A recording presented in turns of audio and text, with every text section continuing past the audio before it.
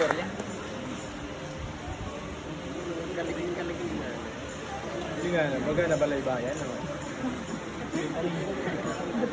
Nagating tayo sa rap.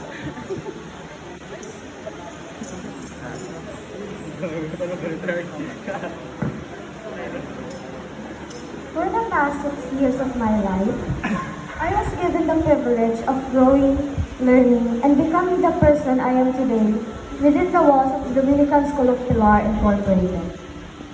6 years. Years filled with lessons, laughter, challenges, and growth. This school has become more than just a place of education for me. Rather, it has truly become a second home, and in that home, I found my second family. My fellow students of batch 2024 to 2025. As I stand here and look around, I am filled with memories and gratitude. I am reminded that none of us arrived at this moment alone. We walk this path together, supporting each other, celebrating each other's victories, and pushing through the difficult days side by side. Together, we have overcome so much, and today, we celebrate not just the end of a chapter, but the strength it took to finish it. As I reflect on the experiences I have with this school, one moment stands out in my mind. It was a moment that taught me the value of perseverance and inspired me to strive for excellence, even when I felt like I was at my lowest.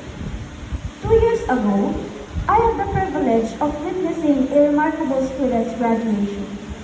He was an exceptional individual who showcased great intelligence and abilities, and in his speech at the podium sparked something within me.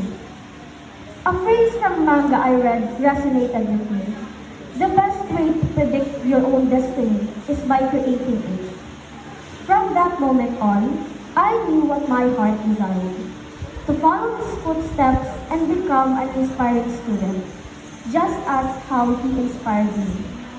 Today, I stand before you proud to say that I have reached one of my long-hold goals.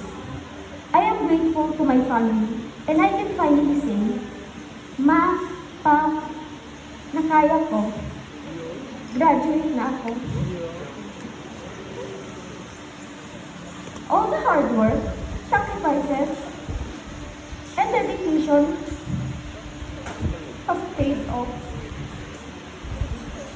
And for once, my heart is filled with a sense of accomplishment and peace. This is one of the many things I am truly grateful for in DSP.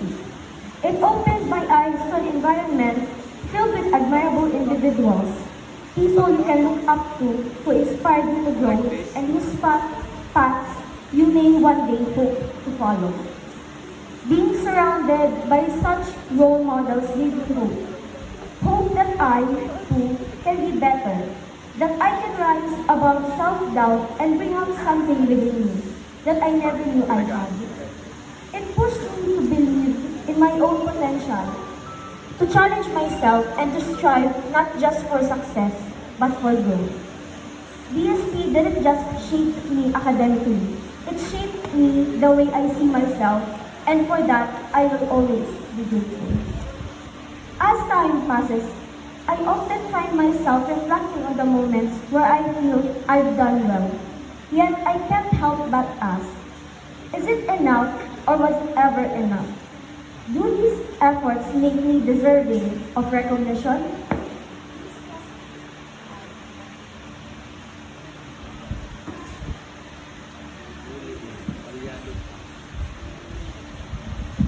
These questions have lingered in my mind. Now as I approach the end of my journey as a grade 12 student, I hold a deep desire to finish strong, with achievements that are rare for me and accomplishments I've long admired to others. And today, I am proud of myself, proud that I have come this far, proud that I've reached goals I once thought was out of reach.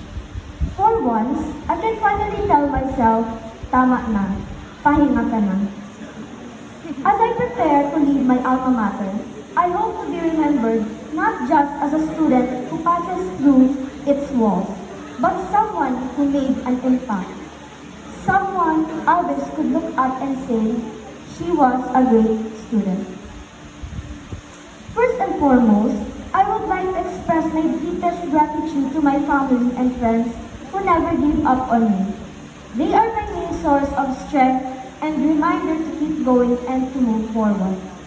Despite how many times I have shown weakness and vulnerability, they continue to give me their faith and hope that one day I will achieve the things I am deserving for. Second, to Sister Enriqueta B. Arnaiz OP, our school principal. Through her dedication, leadership, and unwavering commitment, she has shaped the Dominican School of Pilar into a nurturing and inspiring place for learning, one that not only supports its current students, but also warmly welcomes and prepares future Dominicans for the journey ahead. Third, to Sister Corazon Haso OP, our school administrative services coordinator. Her dedication in handling the school's finances with integrity and care played an essential role in making sure that all the resources needed for our education and activities are well provided for. Your efforts have helped create a stable and secure environment where students like me can focus on learning and growth, knowing that everything is being managed with such care and responsibility. Fourth, to Sister Adelina Navarrete OP, our food services coordinator. The meals you have prepared were not just a food on a plate, but a reflection of love and concern you have for every student.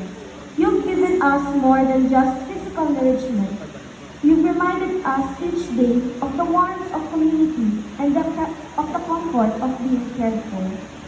And fifth of all, to Sister Jennifer Abasolo OP, a kind-hearted sister and a former principal whose unwavering support and encouragement gave me the courage to face challenges and the confidence to believe in my own abilities. Also, I would like to express my sincere gratitude to the entire school personnel and to all the educators who have embraced the Dominican spirit. To our former teachers, thank you for being a part of our journey, for witnessing our growth, guiding us with patience and wisdom, and leaving a lasting impact that makes us truly grateful to have crossed paths with you. And to our current teachers, thank you for being with us during our last year as a senior high school student. No words can describe how it made our year much memorable with them watching us our whole journey as grade 12 students.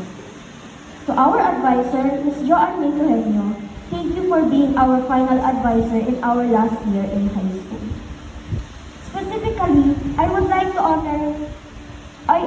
be honored to give special gratitude to the following. To Miss Jessica De La Torre. Though she only stayed at our school for a year, Miss Jessica was the spark that led me to set new goals in life. As my grade 10 advisor rather, she was like a second mother, firm, caring, and deeply supportive.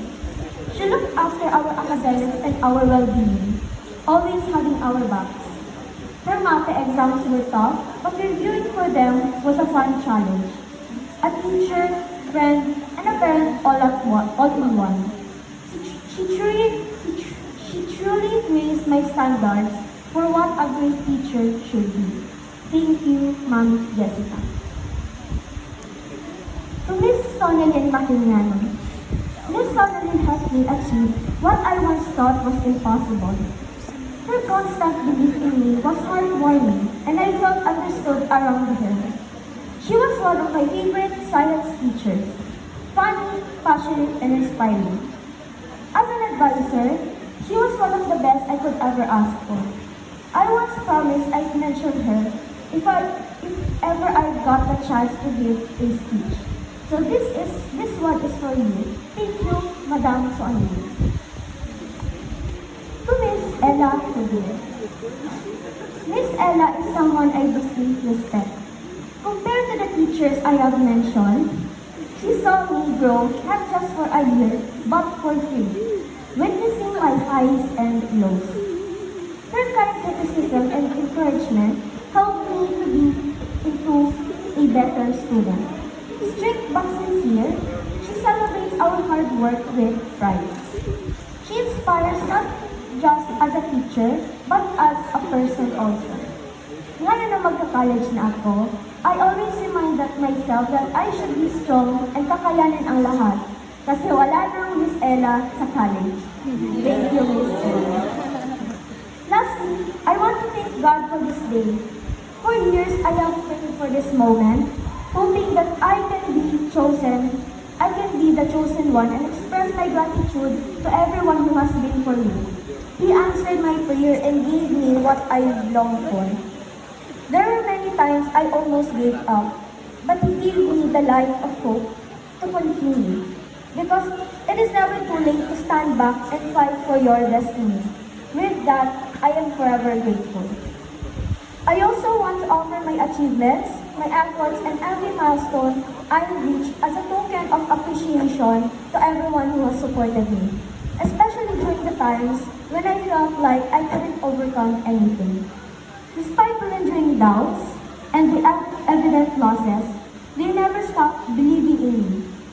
I was never a perfect individual, but I appreciate those who admire me, both of what I am as a person or what I do as a student. To those who stood by me in silence, to those who offered words of encouragement when I needed them the most, and even to those who simply believed in my potential when I couldn't see it in myself. This is for you.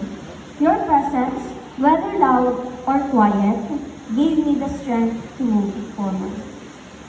Graduation can be a bittersweet moment as we bid farewell to our beloved school and part ways with the close friends we have made along the way. It is a joyful day to celebrate our achievements, yet also a heartbreaking one as our paths begin to diverge. As Taylor Swift once said, you're on your own now. Starting tomorrow, we embark on a new chapter, one where we learn to navigate life independently without relying on the familiar comfort of those around us. The term independency can be intimidating, especially as our times get closer and closer to the real world. However, it is a powerful force within everyone that allows us to shape ourselves in our own destiny, make our own decisions, pursue our dreams, and learn from our mistakes. In the long run, independency becomes the foundation for our own success and fulfilling future. Setting that aside, I want everyone to remember this. Do not try to foresee what the future holds for you. We often think about what the future might bring us as we continue to approach the end. But we rarely take the time to focus on the present or reflect on the past. Today, you might look ahead and think, malayo pa. But always take a moment to look back at your journey and say, malayo na pala. Always remember, the past builds the grounds we stand on, and the present will build the skies we would rise on. Thank you to everyone who gave their massive support to me and to everyone present in this remarkable celebration. To end my delivery, this is a Hiligaynon word. To move forward, to continue, and to never give up despite adversities. Fellow graduates, padayon lang para sa kinabukasan. God bless you all and thank you.